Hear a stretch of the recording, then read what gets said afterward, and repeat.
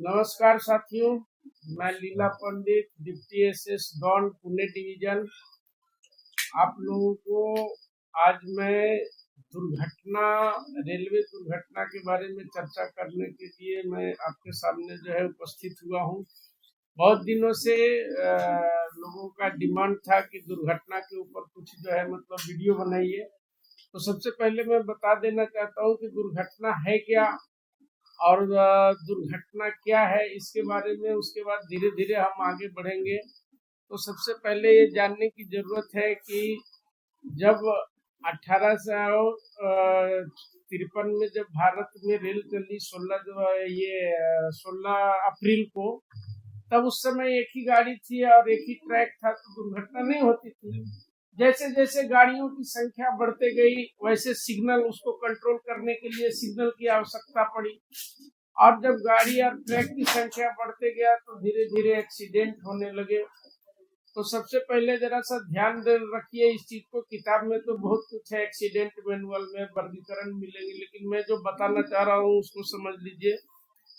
लगभग जब भारत स्वतंत्र हो रहा था 1950 के दशक में, तभी भारतीय रेलवे को यह चिंता सताने लगी कि हमारे जो रेल पर एक्सीडेंट हो रहे हैं उसको कम करने के लिए कुछ प्रयास किए हैं। वहां से शुरुआत हुई।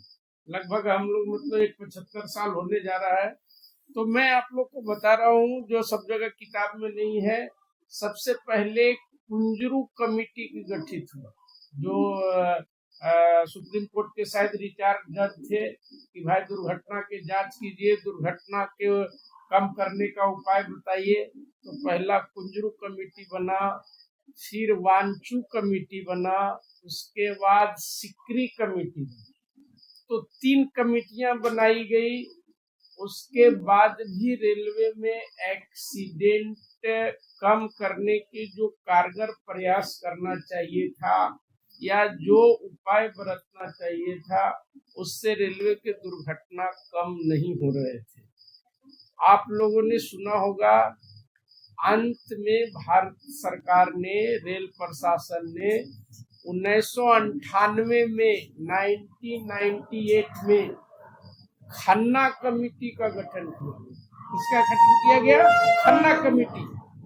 तो खन्ना कमेटी के गठन के बाद जो खन्ना कमेटी के रिकमेंडेशन आए, सुझाव आए, उसके अनुसार रेलवे ने जो काम किया उस पर बहुत हद तक दुर्घटनाओं पर काबू किया गया, बहुत हद तक। तो सबसे पहला मैं बता दूं कि खन्ना कमेटी ने रेलवे में दुर्घटना को कम करने के लिए 240 या 238 सुझाव दिए। इतने सारे सुझाव जो है रेलवे को मानना पड़ेगा, तब जो है एक्सीडेंट कम होगा। तो रेलवे ने लगभग खन्ना कमेटी के जितने सिफारिश थे उसमें 38-40 पॉइंट को छोड़ करके सारा कुछ जो है अडॉप्ट किया। आज जो अपने हम लोग यहाँ दौड़ में है, एमआरवी और एआरटी जो देख रहे हैं, वो खन्ना कमेटी का ही रिकमेंडेशन था कि हर 200 किलोमीटर पर मतलब एआरटी एमआरवी रखा जाए, कहीं भी एक्सीडेंट हो तुरंत निकला जाए। मतलब एक्सीडेंट के बाद क्या होता है कि जो एक्सीडेंट का जो पहला आवर है वो जो है गोल्डन आवर के नाम से जाना जाता है। तो अगर किसी को दुर्घटना में चोट लगा है, किसी का रक्त स्राव हो रहा है, तो जितने जल्दी उसको फर्स्ट एड दिया जाएगा उतने ज्यादा से ज्यादा लोगों को हम जान बचा पाएंगे। तो इसके ध्यान में रखते हुए खन्ना कमेटी ने बहुत सारे सजेशन दिए। अब आपको मैं जो बताया कि 240 पॉइंट उन्होंने दिए थे रेलवे के दुर्घटना को कम करने के लिए, उसमें रेलवे ने कुछ 30-40 पॉइंट को जो है नहीं माना। कुछ कारण से उन्होंने क्या बोला था कि रेलवे का खुद का हेलीकॉप्टर होना चाहिए, जो कि जहां एक्सीडेंट हो तुरंत पहले हेलीकॉप्टर से पहुंचे, रेल नहीं अगर जा रहा है तो रेलवे ने वो हेलीकॉप्टर तो नहीं लिया, लेकिन एयरलाइंस के साथ जो है मतलब ये किया है, समझौता किया है कि अगर कभी जरूरत पड़ी तो हम आपको फोन करेंगे, आप जो है हमको सहायता देंगे। और ऐसा जो है एलायंस है, अपना डिजास्टर मैनेजमेंट का जो बुक है उसमें भी जो है उसका वर्णन है। ठीक है। तो कहने का मतलब है कि दुर्घटना एक बहुत बड़ा व्यापक है और ये कोई छोटा चीज नहीं। जो हम लोग सेफ्टी मीटिंग होती है, संरक्षा सभा होता है, उसके बाद जो है नुक्कड़ नाटक होते हैं, उसके बाद अभी रनिंग रूम में जो रनिंग स्टाफ को इतना सारे फैसिलिटी दिए गए हैं, मेडिटेशन, ये सारा पार्ट जो है खन्ना कमेटी के है। और सबसे बड़ी बात जो उसमें एक चीज था जिस पर अभी मैं ध्यान देना चाह रहा हूँ, खन्ना कमेटी ने जो सबसे बड़ा सुझाव दिया, DRF, डिप्रेशन रिजर्व फंड।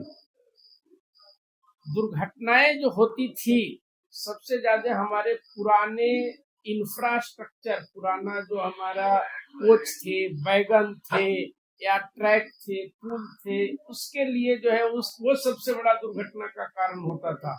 तो उसको बदलने के लिए रेलवे ने सेफ्टी फंड का गठन किया।